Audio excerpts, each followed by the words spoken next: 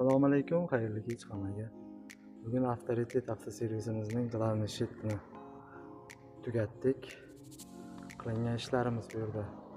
Glavniy avtomatimiz Chent Printga qarashli 120 amperlik avtomat hamda UKKlar kabellar akkuratni tortilgan. Hamda pastki qatorimizda mashina ko'taradigan podъемniklar uchun 3 fazali 20 amperlik avtomatlar ishlatganmiz. Pastki qatorimizda zaryadka uchun avtomatlarimiz ikki avtomat hamda relay напряжение UZO avtomat va bir fazali освещение va razvedkalar uchun hamda avtomatik переключатель o'rnatilgan yo'lovchi shinamiz.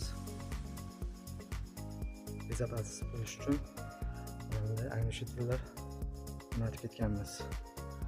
Hamda shetimizni sovutish tizimi uchun mana ventilyatsiyalar o'rnatib ketganmiz. Taymerda ishlaydi.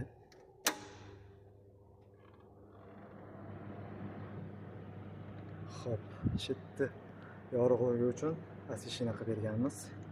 Eshik ochilganda o'zi avtomatik yopiladi. Knopkalar bilan. Ishimizga baho berasiz.